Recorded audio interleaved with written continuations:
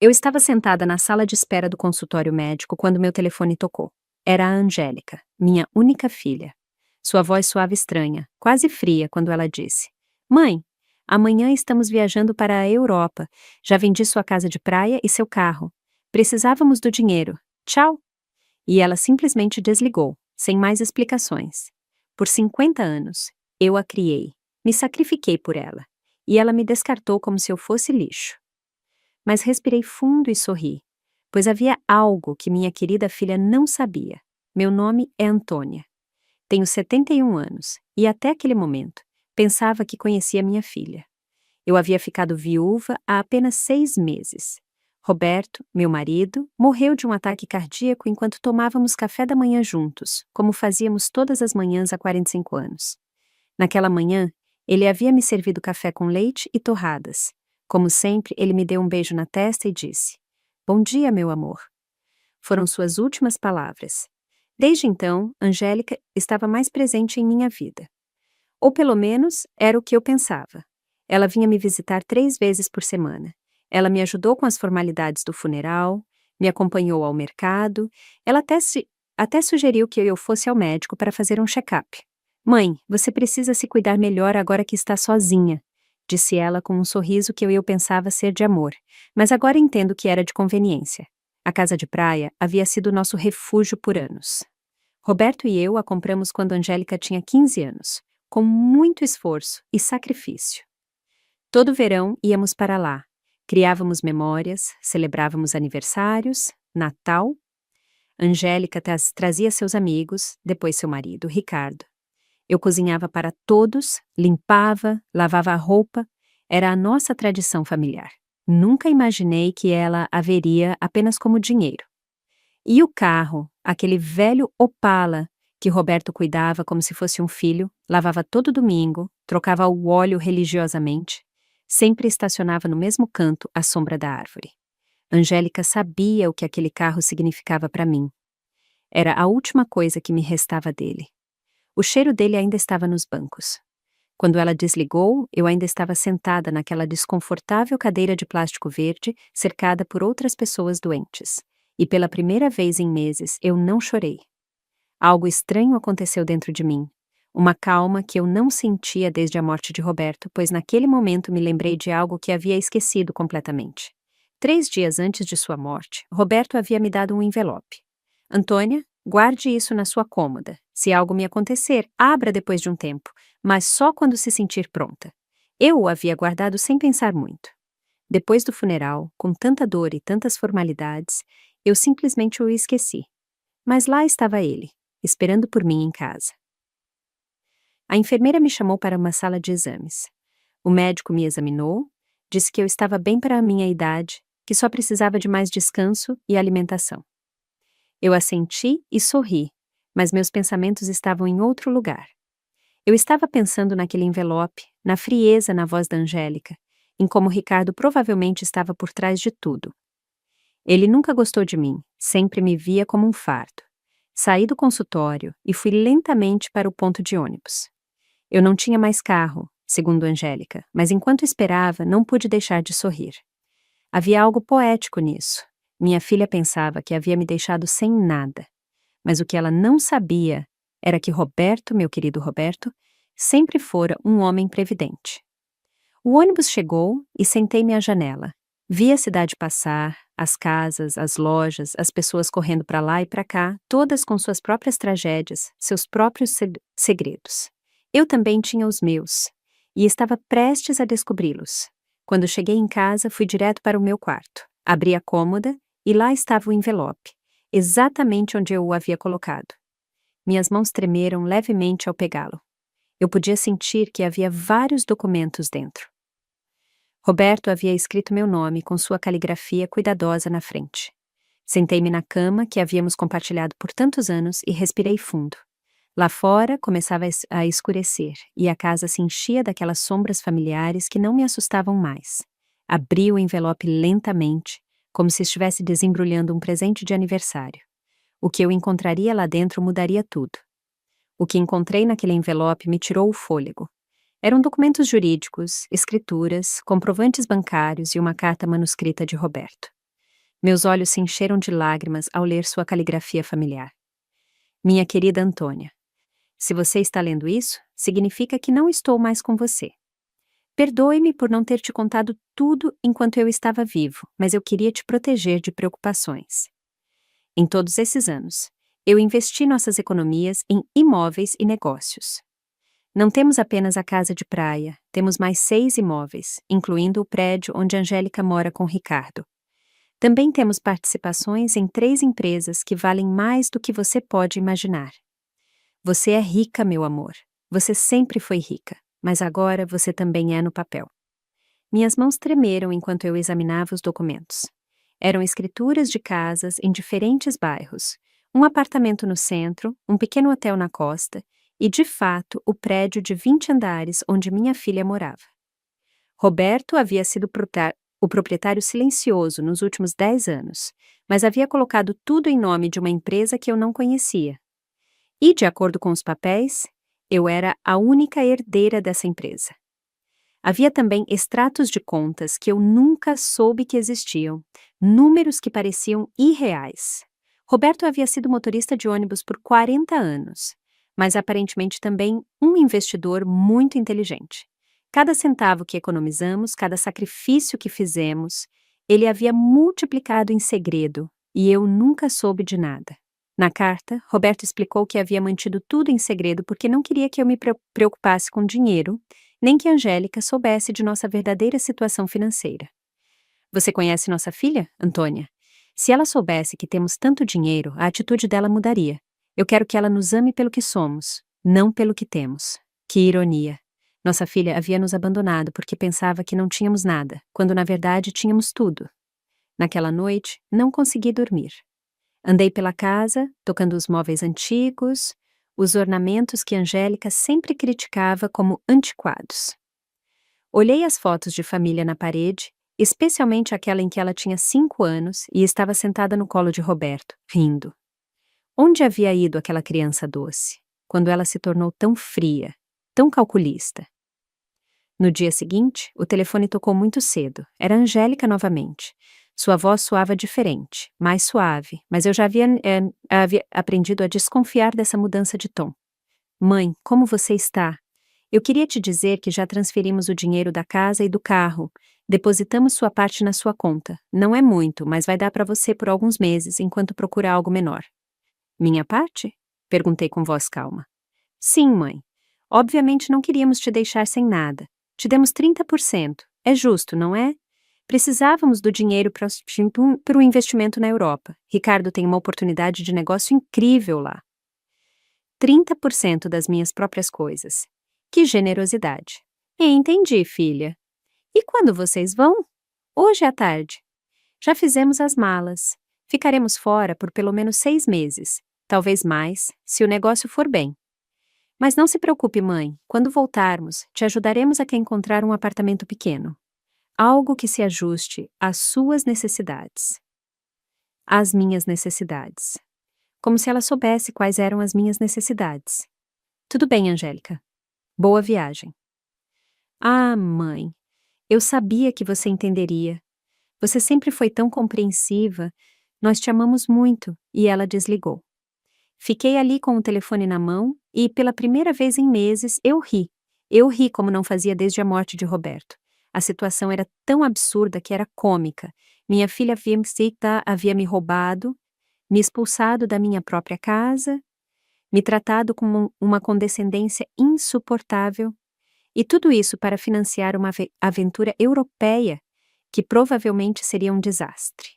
Mas o que mais me incomodava não era o dinheiro. Era a facilidade com que ela havia me descartado. Anos da minha vida, dedicados a ela, cheios de sacrifício, amor incondicional, e ela me tirou da vida dela com um telefonema de 2 minutos. Isso doeu. Verifiquei minha conta bancária online. De fato, eles haviam depositado um valor que provavelmente lhes parecia generoso, mas para mim era uma piada. Eles haviam vendido a casa de praia muito abaixo do valor, provavelmente porque precisavam de dinheiro rápido, e o carro de Roberto eles haviam liquidado. Naquela tarde, da minha janela, vi Angélica e Ricardo carregarem malas em um táxi. Ele carregava 2 malas enormes. Ela carregava uma bolsa de viagem muito cara.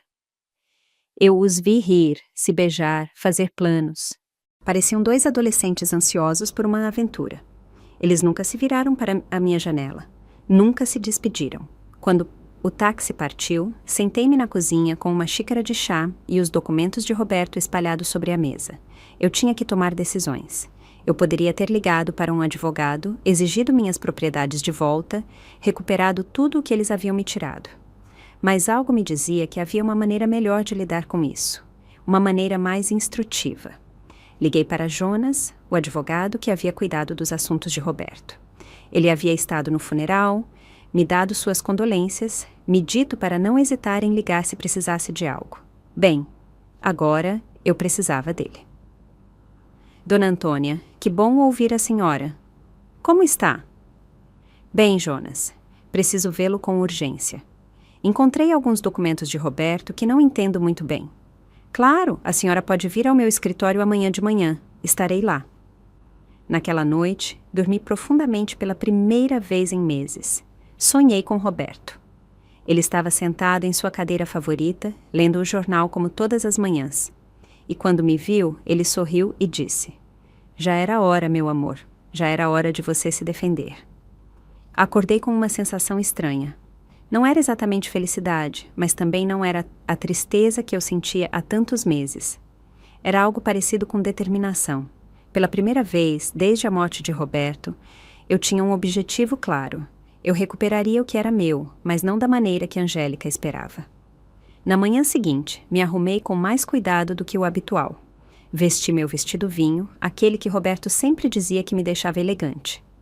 Pentei o cabelo, passei um pouco de maquiagem e quando me olhei no espelho, vi uma mulher que não via há muito tempo. Vi uma mulher forte. O escritório de Jonas ficava no centro da cidade. Era um prédio antigo, mas elegante, com pisos de mármore e grandes janelas. Jonas me recebeu com um sorriso caloroso, mas quando mostrei os documentos a ele, sua expressão mudou completamente. Dona Antônia, isso é muito mais do que eu imaginava. Roberto era um homem muito inteligente. Veja, de acordo com esses papéis, a senhora é proprietária de... Eu sei, Jonas. Já verifiquei. O que preciso saber é o que posso fazer legalmente. Jonas me explicou que estava tudo em ordem, que os documentos eram legítimos, que eu era a legítima proprietária de todos aqueles imóveis. Ele também confirmou algo que eu já suspeitava. A venda da casa de praia havia sido ilegal, porque Angélica não tinha o direito de vendê-la.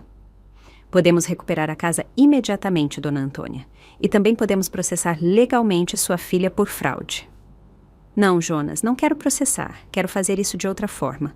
Quero que tudo permaneça em segredo por enquanto. Você pode me ajudar? Jonas me olhou com curiosidade, mas assentiu. Claro, a senhora é minha cliente. O que precisa?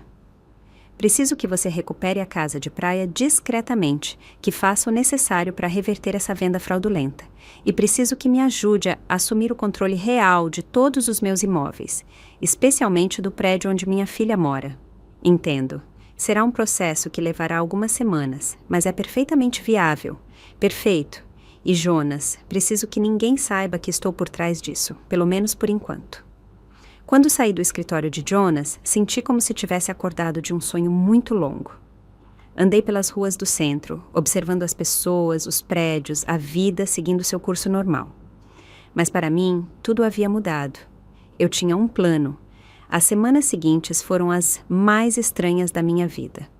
Oficialmente, eu era uma viúva pobre que havia sido abandonada pela filha, mas em segredo, eu era uma mulher rica que orquestrava silenciosamente a recuperação de sua fortuna.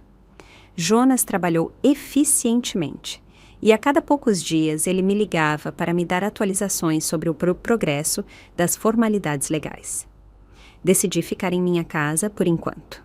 Afinal, ela era minha, embora Angélica provavelmente esperasse que eu me mudasse para um quarto mobiliado.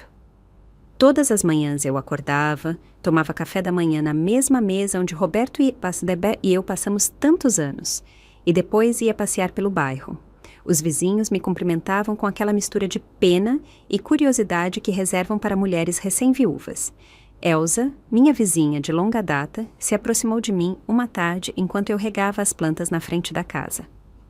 Antônia, querida, é verdade que Angélica foi para a Europa e te deixou sozinha? Sim, Elsa, ela foi com Ricardo. Eles têm planos de negócios por lá. E como você vai viver, minha filha? Todos nós sabemos que Roberto não deixou muito dinheiro. Se você soubesse, pensei. Não se preocupe, Elsa, eu ficarei bem. Precisa de alguma coisa? Posso te trazer comida, te ajudar com as compras. Você é muito gentil, mas estou realmente bem. Elsa me olhou com aquela expressão que eu conhecia bem. Era o mesmo olhar que eu havia recebido depois do funeral, misturado com compaixão, com um pouco de alívio por não ser a tragédia delas. Bem, você sabe onde me encontrar se precisar de algo. Essas conversas se repetiam constantemente.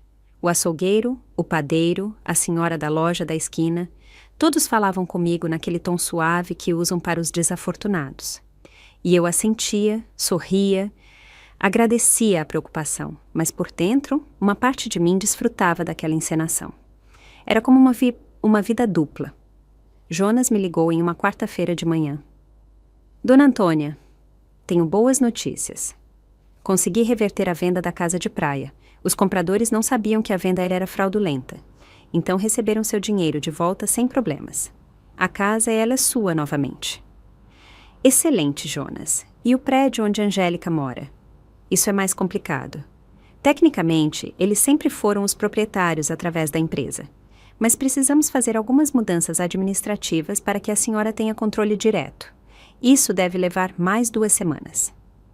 Perfeito. Mantenha-me informada. Depois de desligar, sentei-me na cozinha com meu café e pensei em Angélica. Ela estava na Europa há 3 semanas e eu não tinha tido notícias dela. Nenhuma ligação, nenhuma mensagem, nem mesmo um cartão postal. Para ela, eu havia deixado de existir assim que ela teve o dinheiro que precisava, mas eu sabia que isso mudaria em breve.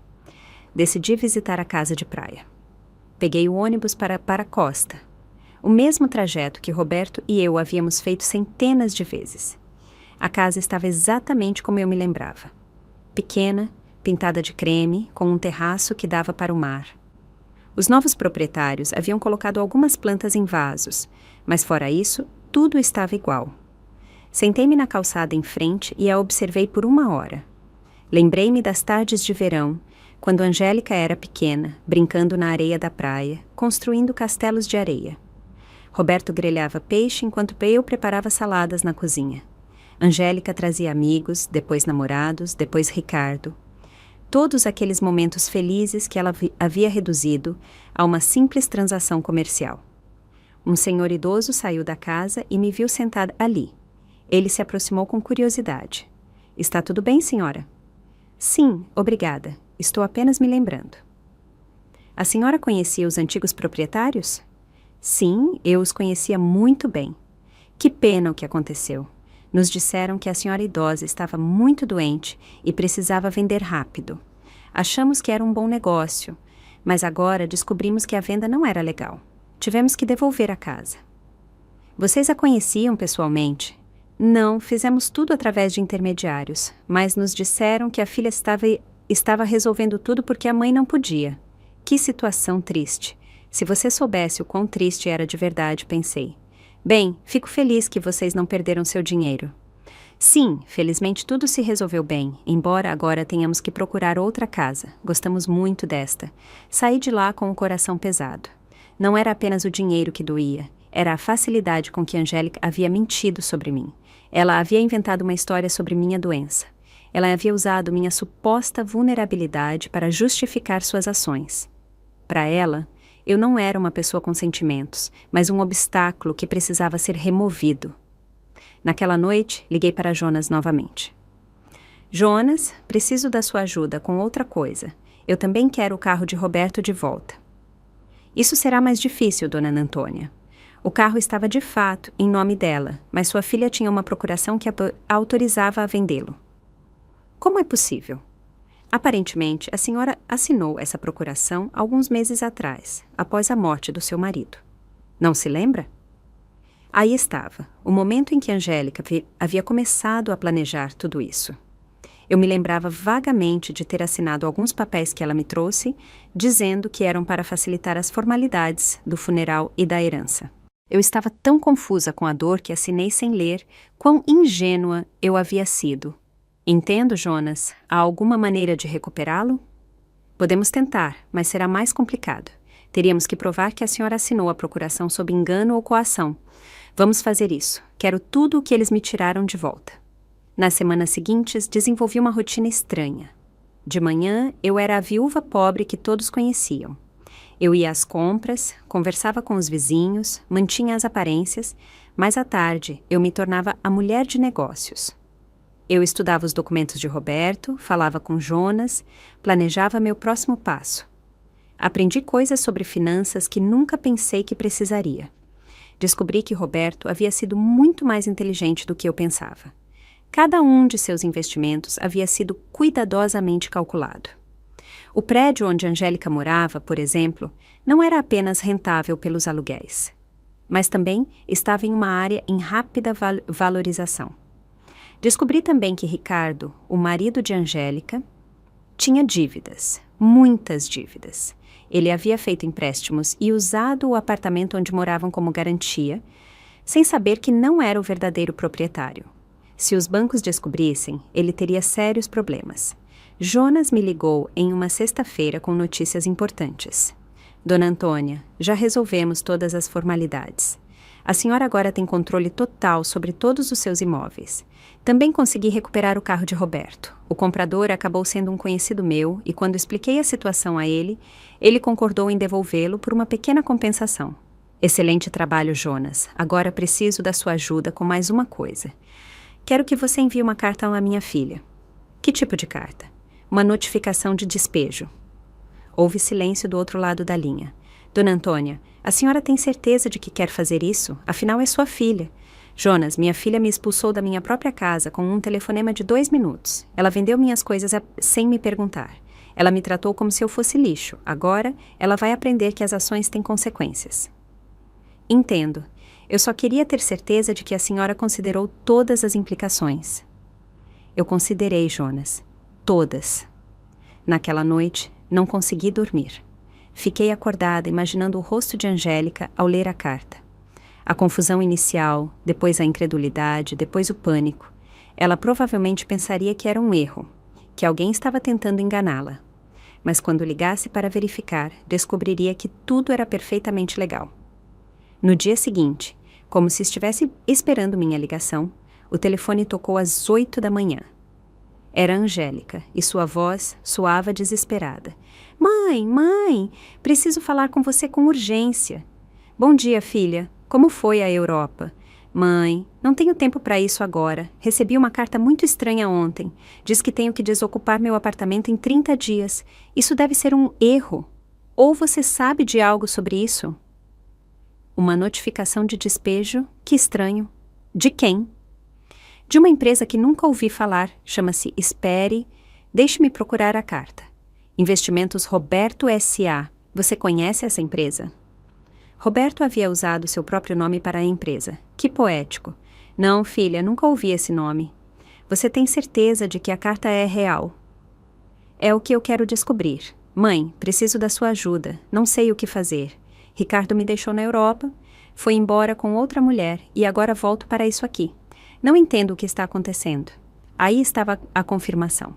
Ricardo havia deixado, provavelmente quando o dinheiro acabou ou quando percebeu que os problemas legais em casa eram mais sérios do que ele pensava. Pobre Angélica, ela havia sacrificado sua família por um homem que não valia nada. Sinto muito, filha. Onde você está agora? Estou no apartamento, mas não sei por quanto tempo. Mãe, posso ir te visitar? Preciso falar com alguém. Não tenho mais ninguém.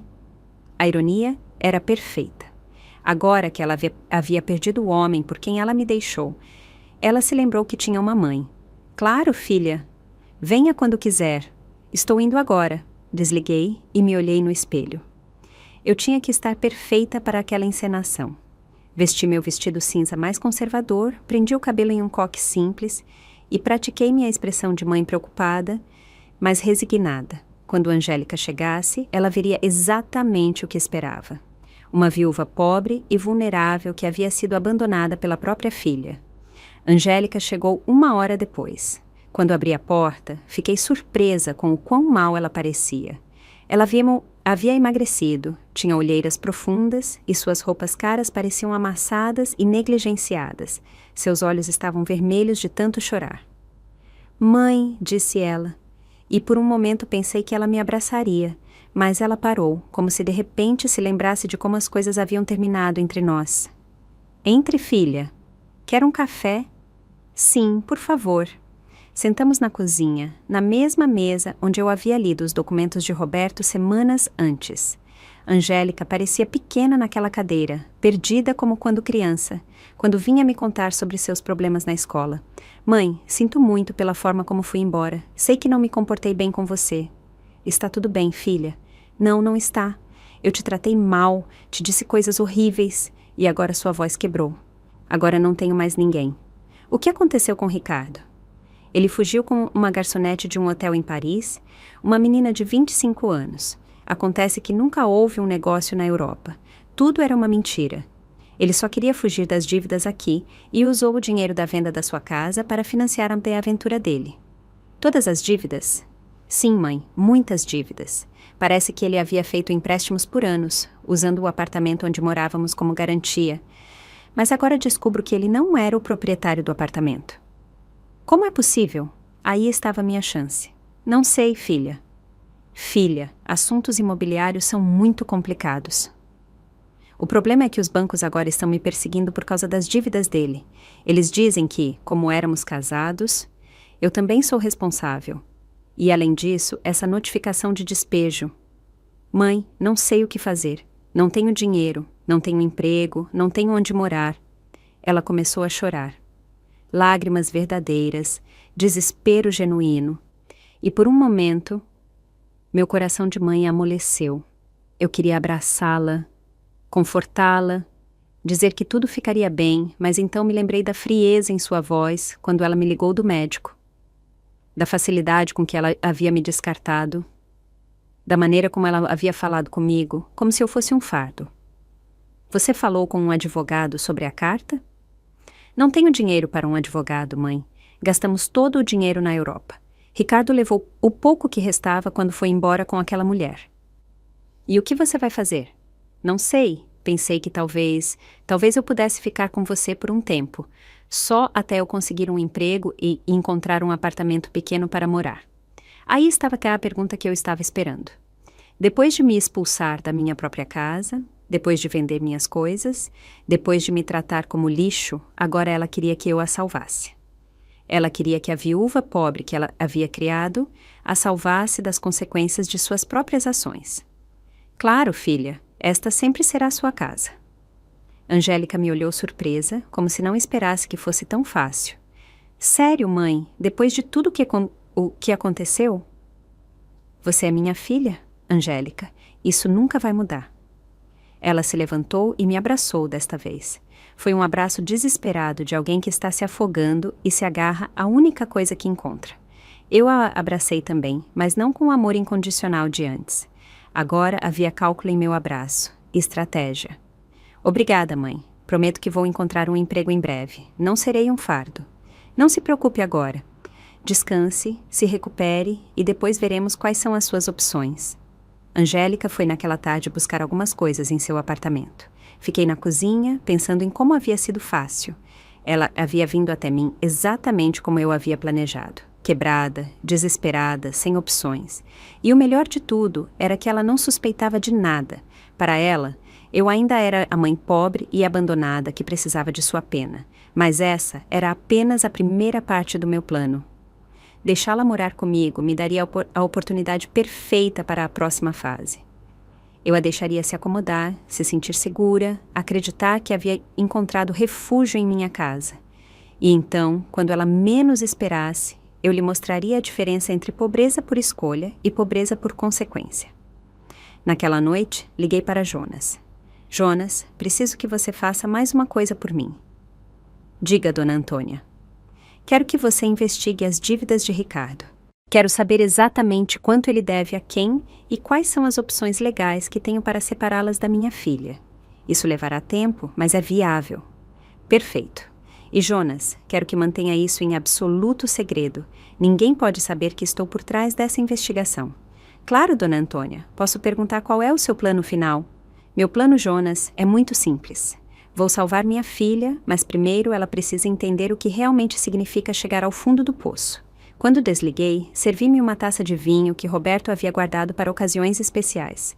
Fazia muito tempo que eu não tinha uma ocasião tão especial como esta. O jogo havia começado e pela primeira vez em meses eu tinha todas as boas cartas na mão.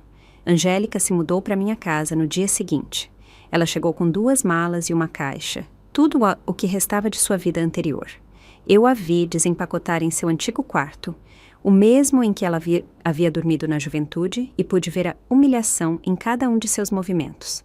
Ela havia passado de viver em um apartamento luxuoso para se refugiar no quarto de sua juventude.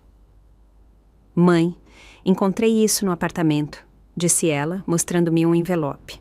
Estava entre as coisas de Ricardo. Tem o seu nome. Era mais um envelope de Roberto. Meu coração acelerou, mas mantive a compostura. Meu nome, que estranho. Sim, olha. Ela me mostrou o envelope.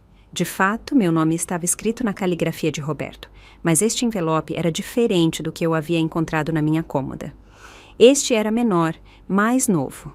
Talvez Ricardo o tenha encontrado entre as coisas do papai quando ele morreu e esqueceu de me dar, disse Angélica. Possível? Posso ver? Abri o envelope na presença dela. Dentro havia uma breve carta e uma pequena chave. A carta dizia: Antônia, se você está lendo isso depois que eu te dei o envelope principal, significa que nossa filha está passando por um momento difícil. Esta chave abre um cofre no Banco Central. Agência do Centro. O número é 42. Lá está algo que pode te ajudar a ajudá-la.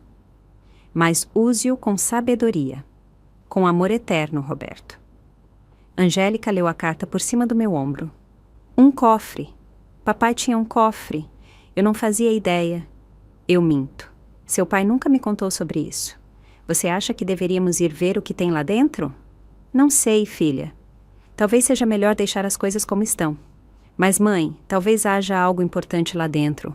Documentos ou, não sei, talvez algo valioso que possa nos ajudar. O desespero em sua voz era palpável. Angélica se agarrava a qualquer possibilidade de encontrar uma saída para a sua situação, e eu a deixaria se agarrar por mais um tempo antes de lhe mostrar a verdade completa. Tudo bem, eu disse após uma pausa calculada. Podemos ir amanhã. Naquela noite, Angélica e eu jantamos juntas pela primeira vez em meses. Ela havia cozinhado para ser útil, mas a comida tinha gosto de culpa e desespero. Ela me contou mais detalhes sobre o que havia acontecido na Europa, e cada história era pior que a anterior. Ricardo mentiu para mim sobre tudo, mãe. Não apenas sobre o negócio, mas também sobre as dívidas. Eu pensei que ele devia apenas um pouco de dinheiro, mas acontece que ele deve mais de $500.000. E o pior é que ele usou meu nome para alguns empréstimos sem que eu soubesse.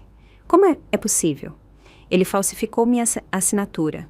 Quando me casei com ele, dei-lhe alguns documentos para que ele pudesse cuidar das transações bancárias da conta conjunta. Nunca pensei que ele os usaria para isso. Você tem como provar que não sabia? Não sei, tudo é tão complicado. Os bancos dizem que, como éramos casados, eu sou responsável por todas as dívidas dele de qualquer maneira. E o divórcio... Não sei nem onde Ricardo está agora. Ele desapareceu completamente. O telefone dele está desligado. Ele não responde a e-mails. Nada. É como se ele tivesse evaporado. Perfeito. Ricardo havia fugido como o rato que sempre fora, deixando Angélica sozinha com as consequências de suas ações. De certa forma, ele havia me feito um favor. Agora, minha filha estava experimentando exatamente o que eu havia sentido quando ela me abandonou. A traição de alguém em quem ela havia confiado completamente. Sinto muito, filha. Eu não sabia que as coisas estavam tão ruins. Eu também não sabia, mãe. Eu pensei que Ricardo me amava, que construiríamos algo juntos, mas acontece que eu era apenas um caminho fácil para conseguir dinheiro e documentos. Angélica começou a chorar novamente. Como pude ser tão burra? Como não percebi o que ele realmente era? Era tentador dizer a ela que eu havia visto os sinais desde o início, que eu havia tentado avisá-la, que Ricardo nunca me pareceu digno de confiança. mas isso teria destruído minha fachada de mãe compreensiva e vulnerável. O amor às vezes cega, filha. Não se culpe. Mas, mãe, eu não apenas arruinei minha vida. Eu arruinei a sua também. Eu te tratei terrivelmente. Eu tirei sua casa, seu carro, suas coisas e tudo isso para dá-las a um homem que me deixou na primeira oportunidade. Está tudo bem, Angélica. Não, não está. Agora nós duas estamos em apuros por minha causa. Você perdeu tudo o que o papai te deixou, e eu perdi meu casamento e meu futuro. Somos duas mulheres pobres tentando sobreviver. Se ela soubesse, pensei, se ela soubesse que naquele momento eu tinha mais dinheiro do que ela podia imaginar, que eu era a proprietária do prédio onde ela morava, que eu poderia resolver todos os problemas dela com um telefonema, mas ainda não era a hora. No dia seguinte, fomos ao banco. Angélica estava nervosa, esperançosa. Eu continuei a interpretar a viúva confusa que não entendia muito de finanças. O funcionário do banco nos levou aos cofres, verificou minha identidade e abriu o cofre número 247. Dentro havia joias, muitas joias, anéis, colares, pulseiras, brincos. Algumas peças eu reconheci como heranças da família de Roberto. Outras eram completamente novas para mim. Havia também uma carta que explicava-se origem de cada peça e seu valor aproximado. Angélica ficou sem fôlego. Mãe, isso deve valer uma fortuna. Você acha? Sim, olha essa esmeralda e esse colar de pérolas. Mãe, papai guardou um tesouro aqui.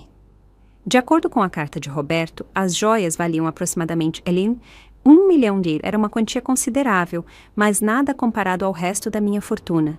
Era como encontrar moedas debaixo do sofá quando se tem 1 milhão de reais no banco. O que fazemos com isso, mãe? Não sei, filha. São memórias de família. Mas, mãe, poderíamos vender algumas peças. Com esse dinheiro, você poderia ter sua casa de praia de volta e eu poderia pagar algumas das dívidas de Ricardo. Aí estava de novo. Mesmo encontrando algo valioso, a primeira reação de Angélica era pensar em como usá-lo para resolver os problemas que Ricardo havia criado. Ela ainda não havia aprendido nada.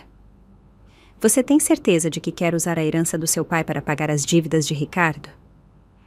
Que outra escolha eu tenho, mãe? Se eu não pagar nada, os bancos vão penhorar tudo o que eu tenho.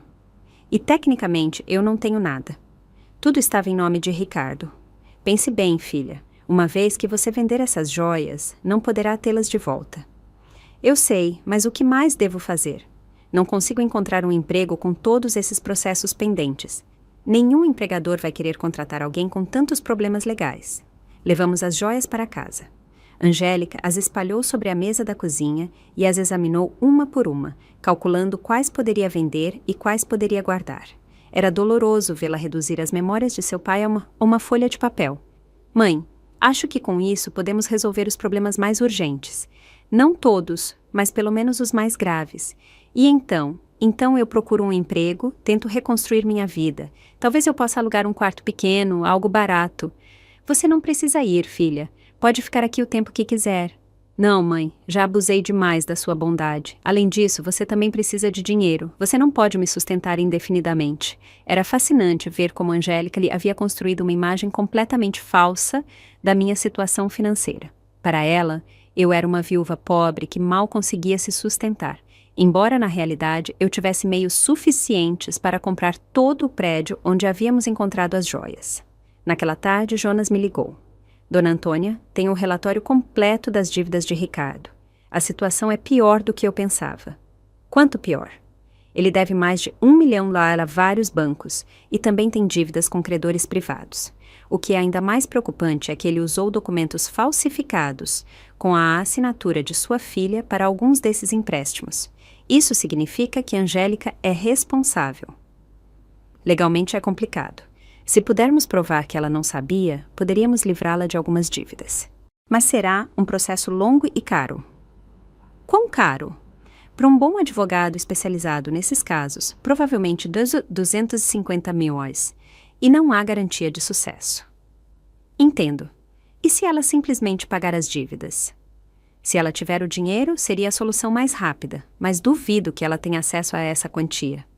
Jonas, quero que você prepare todos os documentos necessários para livrar minha filha dessas dívidas. Mas não diga nada a ela ainda. A senhora vai pagar, dona Antônia? Farei tudo o que for necessário para proteger minha filha, mas isso deve ser tratado de uma maneira muito específica. Quando desliguei, encontrei Angélica na sala, olhando as joias com uma expressão triste. Ela parecia perdida, como uma criança que havia quebrado seu brinquedo favorito e não sabia como consertá-lo. No que você está pensando, filha? No papai, em como ele ficaria desapontado comigo, se pudesse ver o que fiz da minha vida. Seu pai te amava muito, Ana Angélica. Ele entenderia. Não, mãe. Ele me ensinou a ser responsável, a valorizar a família, a não ser egoísta. E eu fiz exatamente o contrário. Eu abandonei minha mãe por um homem que se revelou um mentiroso. Eu vendi as memórias da minha família por dinheiro. Eu arruinei tudo o que ele construiu. Pela primeira vez desde seu retorno, ouvi um verdadeiro arrependimento em sua voz. Não era apenas lamentar as consequências de suas ações, mas um reconhecimento genuíno de que ela havia agido moralmente errado. As pessoas cometem erros, filha. O importante é aprender com eles. Mas como eu aprendo com isso, mãe? Como eu conserto o dano que causei? Aí estava a pergunta que eu estava esperando. Angélica estava finalmente pronta para enfrentar a verdade sobre suas ações e suas consequências. Mas ainda não era o momento certo para revelar minha última carta. Primeiro, eu tinha que deixá-la chegar ao fundo do poço. Os dias seguintes foram cruciais para o meu plano. Angélica decidiu vender a maioria das joias, mantendo apenas o anel de noivado que Roberto havia me dado e um pequeno colar que pertencia à sua avó. Eu a vi se preparar para ir aos joalheiros, pesquisar preços, negociar com os compradores. Era doloroso vê-la reduzir décadas de história familiar a transações comerciais, mas necessário para que ela entendesse o verdadeiro peso de suas decisões. Mãe, consegui 900 reais pelas joias, disse ela uma tarde, contando as notas na mesa da cozinha. É menos do que eu esperava, mas é o suficiente para pagar as dívidas mais urgentes. Você tem certeza de que quer fazer isso? Não tenho escolha. Se eu não pagar algo em breve, eles vão penhorar tudo. Até esta casa pode estar em perigo se provarem que tenho alguma ligação legal com os imóveis. Quão irônica era a situação. Angélica estava preocupada em perder uma casa que era minha, pagando dívidas de um homem que a havia abandonado, com dinheiro de joias que pertenciam ao mesmo homem que havia criado a fortuna que poderia salvá-la. E como você vai decidir quais dívidas pagar primeiro? Falei com uma consultora financeira gratuita no banco. Ela disse para priorizar as dívidas que têm garantia real, porque são as que envolvem imóveis ou podem causar penhoras imediatas. Angélica havia amadurecido muito nessas poucas semanas. A mulher que havia vendido minhas coisas, sem me consultar, agora examinava cuidadosamente cada decisão financeira. O sofrimento a havia tornado mais responsável, mas também mais frágil. Naquela noite, enquanto ela organizava os documentos de dívida na mesa, recebi uma ligação de Jonas. Dona Antônia, tenho notícias importantes. Localizamos Ricardo. Onde ele está? Em Paris, como sua filha suspeitava, mas aqui está o interessante. Ele está tentando obter uma autorização de residência francesa através de um casamento de fachada com essa jovem que sua filha mencionou. Um casamento de fachada? Sim, aparentemente a moça precisa de documentos. E ele precisa de uma maneira de ficar na Europa sem ser deportado. Mas o mais importante é que encontramos provas de que ele falsificou intencionalmente os documentos de sua filha com a intenção de fugir do país.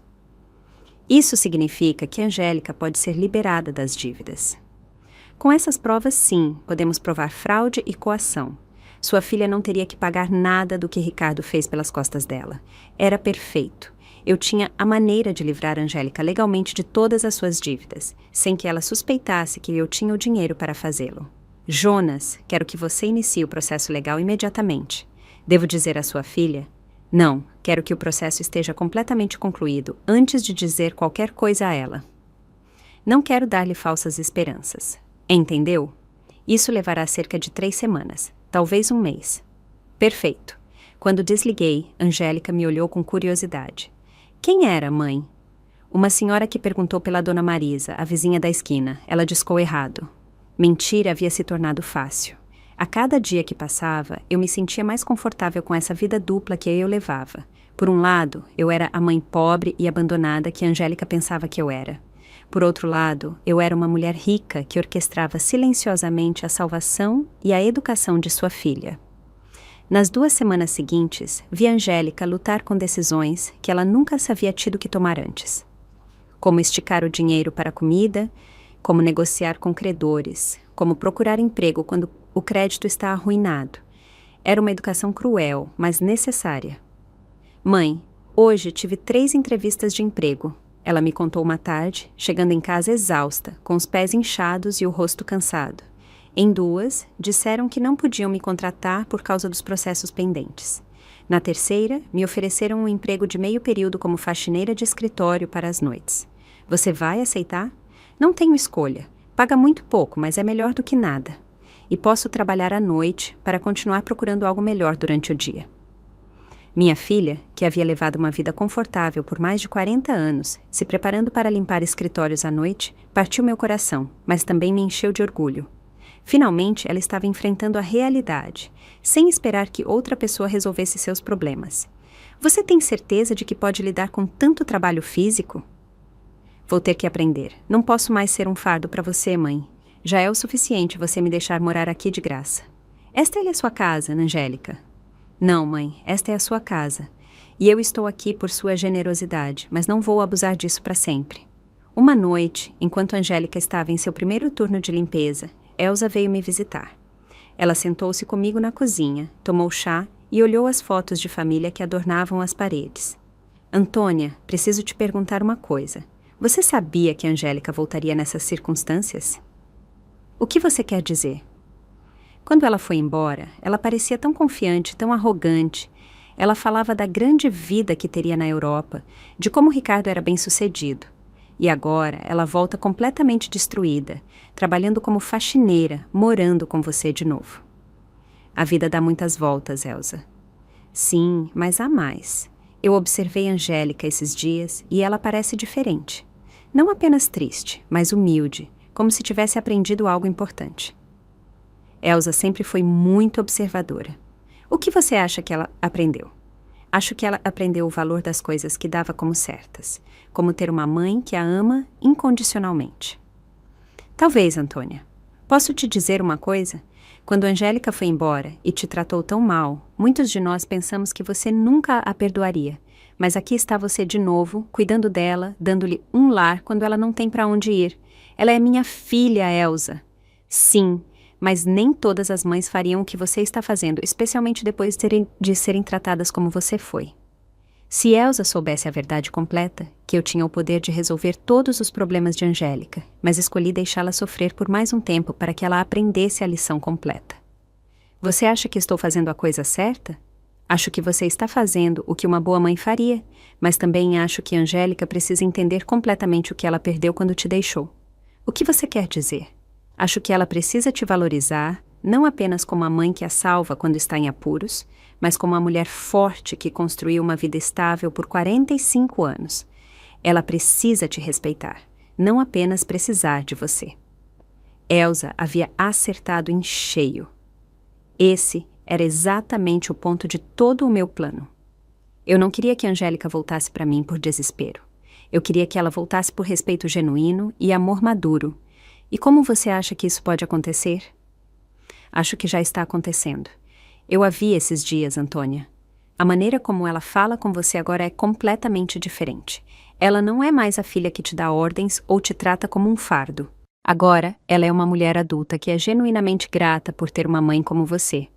Naquela noite, quando Angélica voltou do trabalho, eu a vi chegar cansada, mas com uma nova dignidade. Ela havia ganhado aqueles poucos reais com seu próprio esforço, e isso significava algo para ela. Como foi seu primeiro dia? Difícil, mas não tão ruim quanto eu pensava. As outras senhoras que trabalham lá me ajudaram muito. Uma delas, Dona Maria, me mostrou os truques de como limpar de forma mais eficiente. Dona Maria, sim, ela tem 60 anos e limpa escritórios há 20 anos. Ela me contou que começou depois que o marido a deixou com 3 filhos pequenos. Ela diz que não é o emprego dos sonhos dela, mas lhe deu independência e dignidade. Parece uma mulher sábia. É sim, ela me disse algo que me fez pensar muito. O que ela te disse? Ela disse que há 2 tipos de pessoas que acabam fazendo esse trabalho. Aquelas que estão lá porque não tiveram oportunidades e aquelas que estão lá porque arruinaram as oportunidades que tiveram. Ela me perguntou a qual grupo eu pertencia. E o que você respondeu? Eu disse a ela a verdade, que eu tive todas as oportunidades do mundo. Uma família que me amava, um lar estável, uma herança, e que eu arruinei tudo seguindo um homem que não valia nada. O que ela disse? Ela riu e disse: "Bem, minha filha, então pelo menos você sabe exatamente por que está aqui. Isso te coloca um passo à frente da maioria das pessoas." Angélica serviu-se um copo de água e sentou-se comigo à mesa. "Mãe, quero que você saiba de uma coisa. Esses dias foram os mais difíceis da minha vida, mas também os mais importantes." "Por quê?" "Porque finalmente entendo o que realmente importa. Não é dinheiro, não é viver no apartamento mais luxuoso, não é impressionar as pessoas, é ter pessoas que realmente te amam, que estão lá quando tudo desmorona." "Angélica, não! Deixe-me terminar. Você tem todo o direito de me odiar pelo que fiz com você. Eu te deixei quando você mais precisava de mim. Eu tirei tudo o que o papai te deixou. Eu te tratei como se você fosse lixo. E agora estou aqui de novo, esperando que você me perdoe e cuide de mim." "Eu já te perdoei, filha, mas ainda não me perdoei, e não o farei até que eu prove que realmente mudei, que aprendi com meus erros." Jonas me ligou na manhã seguinte. "Dona Antônia, tenho excelentes notícias. O processo legal está quase concluído. Podemos livrar sua filha de todas as dívidas de Ricardo." Era o momento. Depois de semanas observando Angélica lutar, trabalhar e refletir sobre seus erros, finalmente havia chegado o momento de mostrar a ela que ela nunca estivera sozinha, que ela sempre teve alguém que silenciosamente cuidava dela. "Jonas, quero que você organize uma reunião. É hora de minha filha saber a verdade completa." Jonas organizou a reunião para amanhã de sexta-feira em seu escritório. Eu disse a Angélica que havia marcado uma consulta com um advogado que poderia ajudá-la com seus problemas legais, mas não expliquei os detalhes. Ela concordou em vir, embora estivesse nervosa com o custo da consulta. "Mãe, não tenho dinheiro para pagar um advogado. Mal dá para as despesas básicas." "Não se preocupe agora, filha. Vamos ouvir o que ele tem a dizer." Chegamos ao escritório de Jonas pontualmente. Angélica havia vestido suas melhores roupas, que agora estavam um pouco largas em seu corpo mais magro. Ela estava nervosa, brincando com as mãos, esperando apenas mais uma má notícia em sua lista interminável de problemas. Jonas nos recebeu com seu habitual sorriso profissional. "Dona Antônia, senhorita Angélica, obrigado por virem." "Obrigada por nos receber", respondeu Angélica, "embora eu deva avisá-lo que minha situação financeira é muito complicada e provavelmente não poderei pagar honorários altos." "É exatamente sobre isso que vamos conversar", disse Jonas, trocando um olhar comigo. "Mas primeiro, a senhora precisa revisar esses documentos." Jonas entregou a Angélica uma pasta grossa. Ela a abriu e começou a ler. Sua expressão mudou gradualmente de confusão para surpresa. "Não entendo. Esses documentos dizem que Ricardo falsificou minha assinatura, que há provas de fraude, que não sou responsável pelas dívidas." "É isso mesmo. Investigamos o caso dela nas últimas semanas.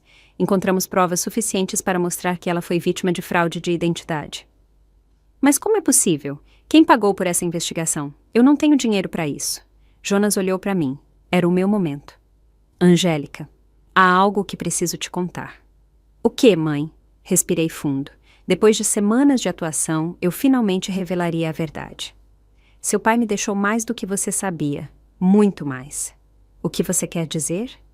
"Jonas, mostre a ela os outros documentos." Jonas puxou uma segunda pasta e a entregou a Angélica. Desta vez, eram as escrituras de propriedade, os extratos bancários, os certificados de investimento, toda a fortuna que Roberto havia construído em segredo. Angélica leu em silêncio por vários minutos. Seu rosto passou por uma gama completa de emoções: confusão, incredulidade, choque e, finalmente, compreensão. "Mãe, Aqui diz que você é proprietária do prédio onde eu morava. Sim. E que você tem outros imóveis, contas bancárias, investimentos? Sim. Isso significa que quando eu vendi a casa de praia, era minha casa, e a venda foi fraudulenta. Eu já a recuperei. Angélica olhou para os papéis, tentando processar a informação. Há quanto tempo você sabia disso? Desde o dia em que você me ligou do médico. Você sabia de tudo isso quando voltei da Europa e pedi ajuda? Sim. Você sabia que poderia resolver todos os meus problemas quando me via chorar todas as noites? Sim. Houve um longo e tenso silêncio. Angélica fechou as pastas e me olhou diretamente nos olhos. Por quê, mãe? Por que você me deixou sofrer se poderia ter me ajudado? Essa era a pergunta que eu esperava há semanas. Porque você precisava aprender algo que não poderia aprender de outra forma. O quê? Você precisava aprender o valor das coisas que havia perdido. O valor da família, do respeito, da responsabilidade. Quando você me deixou, você não me tirou apenas dinheiro. Foi dignidade, foi amor, foi confiança. Angélica começou a chorar, mas não eram lágrimas de autopiedade, como as que ela havia derramado nessas semanas. Eram lágrimas de profunda compreensão.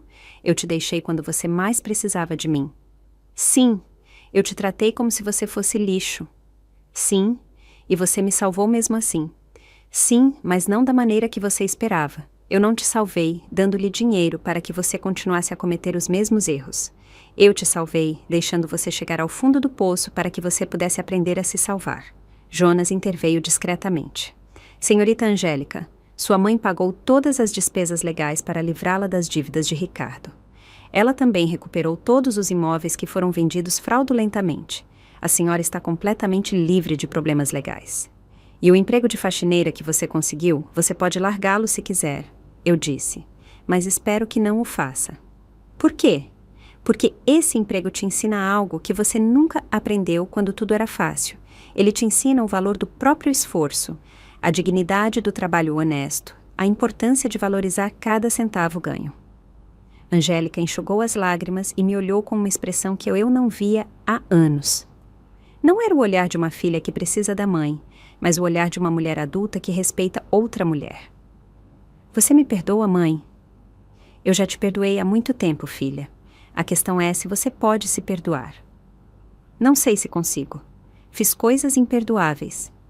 As pessoas cometem erros, Angélica. O importante é o que fazemos depois de reconhecer esses erros. Jonas nos deixou sozinhas em seu escritório por alguns minutos. Angélica e eu sentamos em silêncio, processando tudo o que havia acontecido.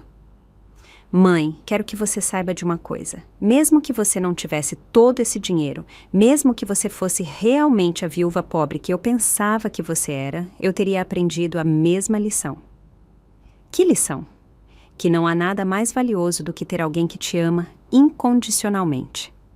Nessas semanas, a única coisa que me manteve viva foi a certeza de que eu tinha um lar com você, que não importa o quanto eu tivesse arruinado minha vida, você ainda era minha mãe. Isso nunca vai mudar, Angélica. Eu sei, mas também sei que nunca mais poderei dar esse amor como certo. Preciso merecê-lo todos os dias, com respeito, com gratidão, com ações, não apenas com palavras. Saímos do escritório de Jonas com um relacionamento completamente novo. Não éramos mais mãe e filha ligadas por sangue e hábito.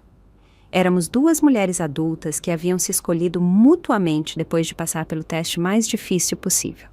As semanas seguintes foram semanas de reconstrução, mas não do tipo que Angélica esperava. Embora ela agora soubesse que eu tinha meios suficientes para resolver todos os seus problemas, ela decidiu manter seu emprego noturno de limpeza. Mãe, preciso terminar o que comecei, disse ela uma tarde, enquanto se arrumava para o trabalho. Não posso simplesmente voltar a uma vida confortável como se nada tivesse acontecido. Você tem certeza? Você não precisa se punir para sempre. Não é uma punição, é uma maneira de me lembrar de quem eu era e de quem eu quero ser agora. Eu a vi vestir seu uniforme de trabalho, algo impensável há alguns meses, quando ela vivia no apartamento luxuoso com Ricardo, mas havia algo diferente em sua postura, na maneira como ela se movia. Ela não era mais a mulher quebrada que havia chegado à minha porta chorando. Ela era alguém que havia encontrado dignidade no trabalho honesto. Elsa veio me visitar naquela tarde, como fazia a cada poucos dias desde o retorno de Angélica. Antônia, preciso confessar uma coisa, disse ela, enquanto se servia uma segunda xícara de chá. No começo, eu pensei que você tinha sido muito cruel com a Angélica. E o que você pensa agora? Agora eu penso que você foi a mãe mais sábia que já conheci. Olhe para sua filha, olhe para ela. Era realmente verdade. A Angélica que estudava para suas provas na sala de estar era completamente diferente daquela que havia ido para a Europa meses antes. Essa Angélica tinha uma serenidade interior, uma autoconfiança baseada em suas próprias conquistas, não em posses materiais. Você sabia que eu vi a Angélica no mercado ontem, comprando vegetais para uma família que ela ajuda através do trabalho dela?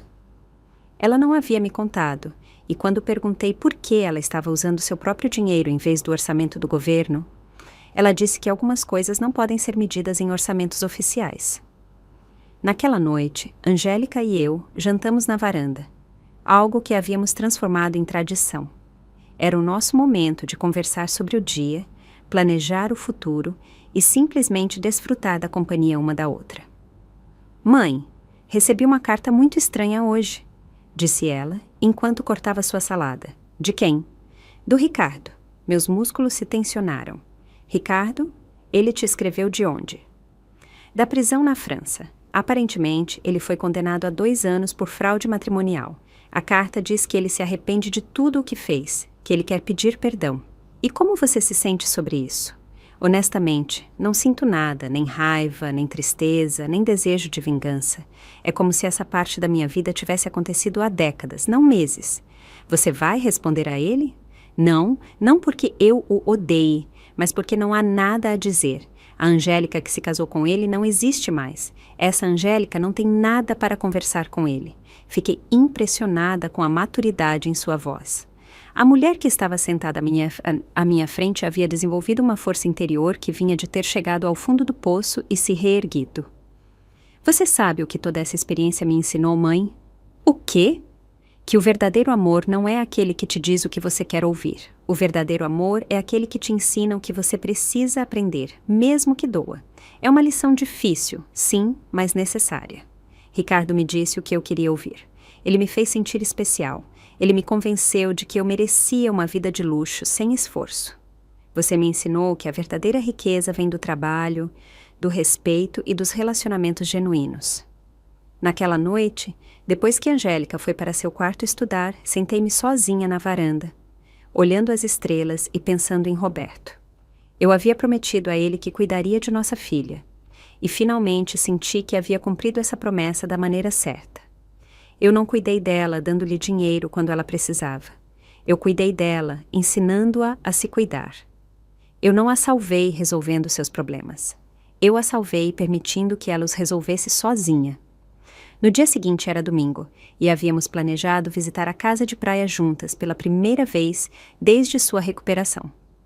Angélica não havia querido ir antes, dizendo que precisava de tempo para processar tudo o que havia acontecido. Você está pronta? Perguntei a ela, enquanto entrávamos no carro. Acho que sim. A viagem foi silenciosa, mas agradável. Quando chegamos, Angélica ficou um momento no carro, olhando a casa onde havíamos passado tantas férias em família. Parece exatamente igual, disse ela finalmente. Algumas coisas não mudam, mas outras sim. Eu não sou mais a mesma pessoa que vendeu esta casa. Entramos juntas. A casa estava limpa e arrumada, exatamente como Roberto e eu a mantivemos por anos. Angélica passou por cada quarto, tocou os móveis, olhou as fotos de família que pendiam nas paredes. Mãe, quero pedir desculpas. Você já pediu desculpas, filha? Não, quero pedir desculpas especificamente por esta casa. Não apenas pela venda, mas por reduzir todas as nossas memórias de família a uma transação comercial. Já está perdoado. Esta casa representa 40 anos de férias em família, aniversários, natais. Papai construiu este terraço com as próprias mãos. Você plantou este jardim, eu aprendi a nadar nesta praia e eu transformei tudo em dinheiro para financiar a aventura de um homem que não valia nada. Ela sentou-se no sofá onde Roberto costumava ler nas manhãs de domingo. Sabe o que mais me dói? O quê? que eu não senti nada quando a vendi. Era apenas mais um imóvel. Agora que estou aqui de novo, posso sentir o papai em cada canto. Posso ouvir o riso dele, sentir o cheiro do café da manhã dele, ver os óculos de leitura dele na mesa. Ele está aqui, Angélica. Ele sempre esteve aqui. Eu sei, e também sei que ele está orgulhoso de como você lidou com tudo isso. Passamos o dia inteiro na casa, cozinhando juntas, limpando, arrumando pequenos detalhes. Era como um ritual de reconexão, não apenas com o lugar, mas com os valores que aquele lugar representava. Quando o sol começou a se pôr, sentamos no terraço que Roberto havia construído, olhando para o mar. Mãe, tenho uma proposta. Qual? Quero que transformemos esta casa em um abrigo temporário para mulheres que vêm de situações de violência doméstica, um lugar onde elas possam ficar enquanto reconstroem suas vidas. Era a proposta perfeita. Roberto teria adorado a ideia de sua casa de praia, ajudar outras famílias. Essa é uma ideia linda, filha. Podemos usar parte dos fundos da fundação para mantê-la, e eu posso supervisionar o programa através do meu trabalho. Você tem certeza de que quer transformar nosso refúgio familiar em algo assim, mãe? Os melhores refúgios são aqueles que são compartilhados. Papai sempre disse que uma casa só é realmente um lar quando abre suas portas para outras pessoas que precisam de amor. Ele estava certo. Roberto sempre foi generoso com nossa casa e convidou parentes, amigos e vizinhos que precisavam de um lugar para ficar. Voltamos para casa naquela noite, com um novo projeto e um relacionamento completamente renovado. Não éramos mais mãe e filha ligadas por dever ou necessidade. Éramos duas mulheres que haviam conscientemente escolhido construir uma vida juntas, baseada no amor, respeito e um objetivo comum. Naquela noite, antes de adormecer, falei em silêncio com Roberto. Conseguimos, meu amor. Nossa filha finalmente entendeu o que realmente importa. E pela primeira vez desde a morte dele, sentiu-me responder. Eu sempre soube que vocês conseguiriam. Vocês duas são mais fortes do que pensam. A justiça não veio como vingança, mas como educação, não como punição, mas como transformação. E no final, nós duas ganhamos algo muito mais valioso do que dinheiro.